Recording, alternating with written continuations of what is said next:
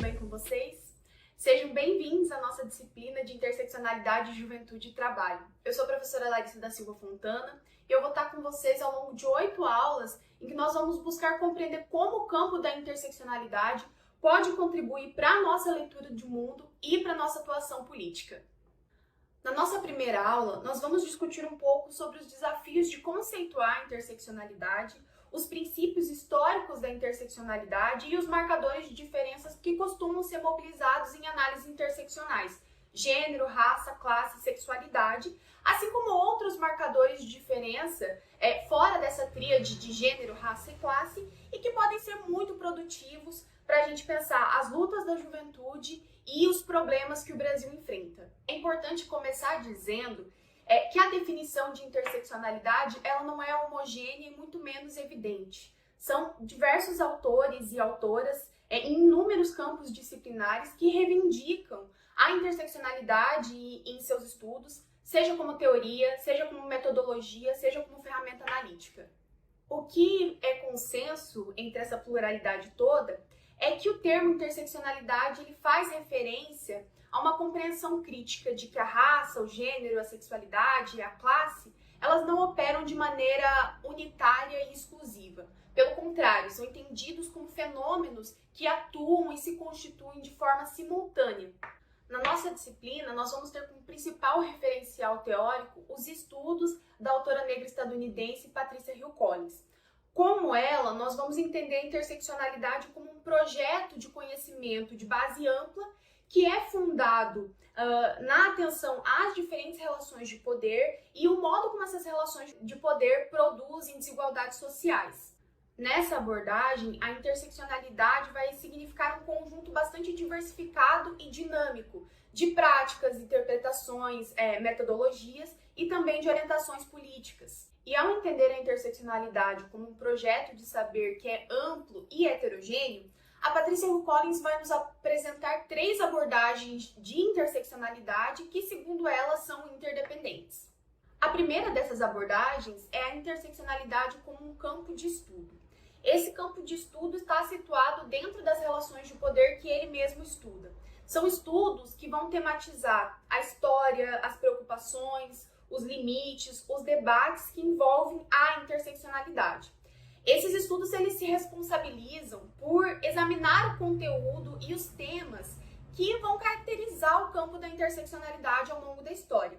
E eles seguiam por questões como por que esse campo existe, como esse campo de estudo está situado dentro das relações de poder, como determinada formação social molda os tipos de interseccionalidade naquele contexto específico, né? Um exemplo mais material dessa abordagem seria fazer um estudo para investigar quais atuações políticas e quais teorias desenvolvidas no Brasil são consideradas expressões da interseccionalidade, mesmo que elas não se autodenominem como experiências interseccionais. Em segundo lugar, nós vamos ter a abordagem da interseccionalidade como uma estratégia analítica, que vai fornecer novas perspectivas sobre os fenômenos sociais. Ou seja, como é que essas abordagens interseccionais vão fornecer novos entendimentos sobre as instituições, sobre as práticas, sobre os problemas sociais e outros fenômenos associados à desigualdade social. Os projetos dessa abordagem da interseccionalidade contam com essa ferramenta para produzir novos conhecimentos sobre o mundo social e sobre as relações de poder que se dão no mundo. Um exemplo dessa abordagem seria buscar compreender a violência de gênero no Brasil.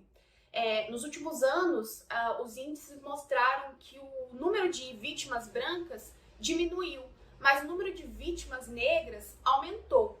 Então, a gente poderia utilizar a interseccionalidade como uma ferramenta analítica para compreender quais configurações políticas, sociais, econômicas e históricas configuram essa diferença entre os índices conforme a raça das mulheres vítimas de violência no Brasil. Nessa abordagem, a Patricia Hill Collins vai identificar 6 grupos de temas e preocupações que se destacaram entre as análises interseccionais ao longo da história.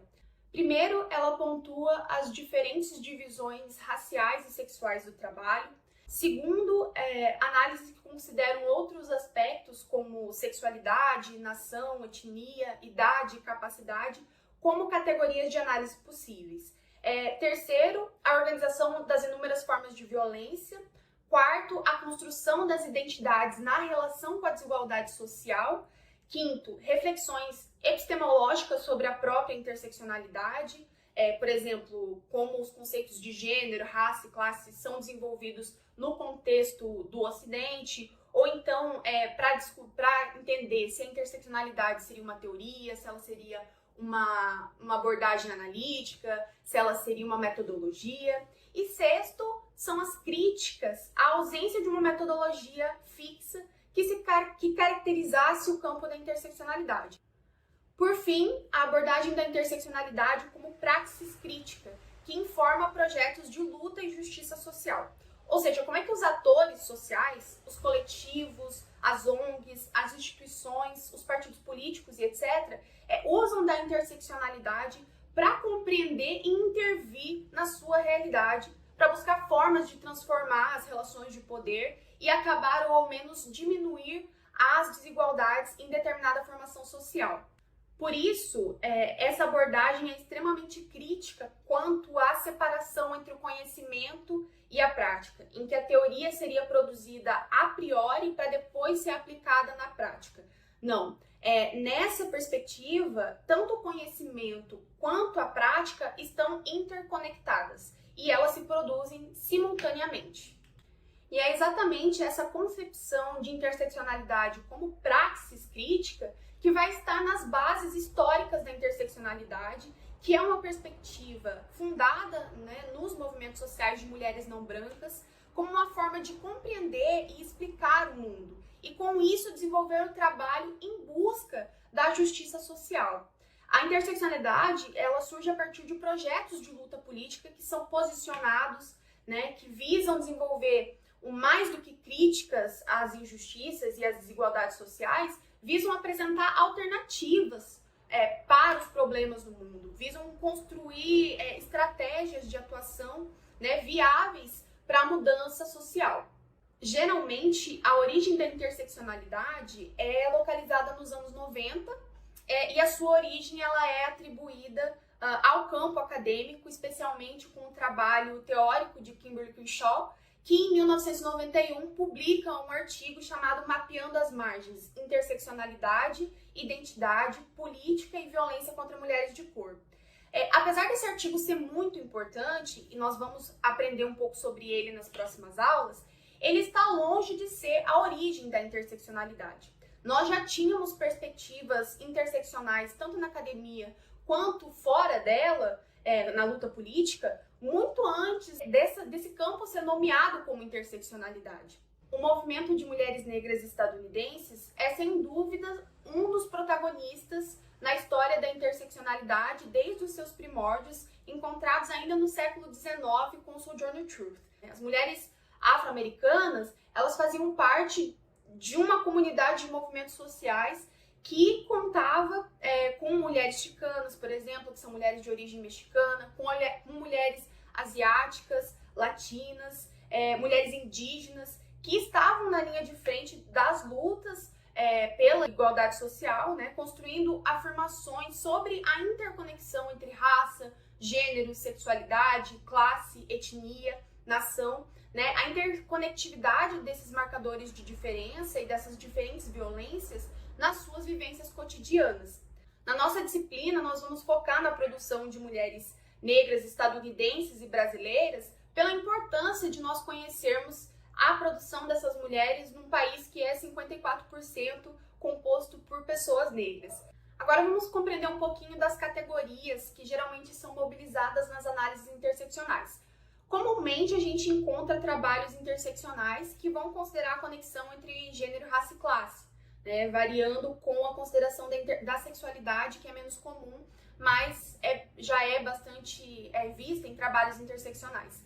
Na nossa disciplina, nós vamos adotar uma perspectiva materialista de classe, gênero, raça e sexualidade, entendendo que esses marcadores não são só marcadores de diferença, mas são marcadores que determinam relações de poder interconectadas, que são construídas mutualmente na nossa formação social, que tem como modo de produção o capitalismo.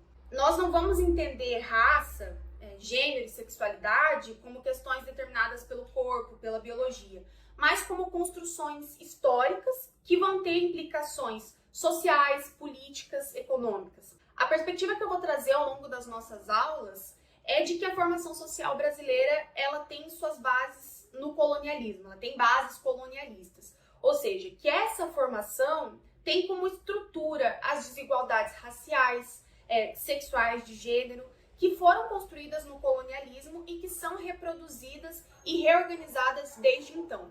Mas é importante considerar que, além dessas categorias consideradas clássicas, outras categorias de análise podem ser mobilizadas para nos ajudar a compreender algumas especificidades das relações de poder e das opressões produzidas em nível macro e micro. Entre essas outras categorias, a gente pode citar a geração, ou seja, como é que a idade é um fator determinante também no modo como as violências e as relações de poder se organizam e se reestruturam. Temos também a questão da capacidade e do capacitismo, né, que dizem respeito à opressão que se materializa numa interdição e num controle biopolítico de determinados corpos e que se dá, né, a partir da premissa da capacidade, da incapacidade, ou seja, no que as pessoas com deficiência podem ser ou fazer na nossa sociedade. E como exemplo básico, né, a gente pode citar a ínfima cobertura das Paralimpíadas que estão acontecendo agora, em comparação com as Olimpíadas que aconteceram ao longo de julho e no início de agosto, né? Também temos a questão da territorialidade, que diz respeito às relações estabelecidas entre sociedade, espaço e tempo, em que um Estado exerce soberania de modo que uma determinada área ela se torna uma base geográfica das relações de poder em determinadas condições de produção. As diferenças regionais brasileiras são um exemplo de como a territorialidade pode ser mobilizada para compreender as desigualdades no Brasil. Bom, espero que vocês tenham gostado dessa aula. Vejo vocês no próximo vídeo.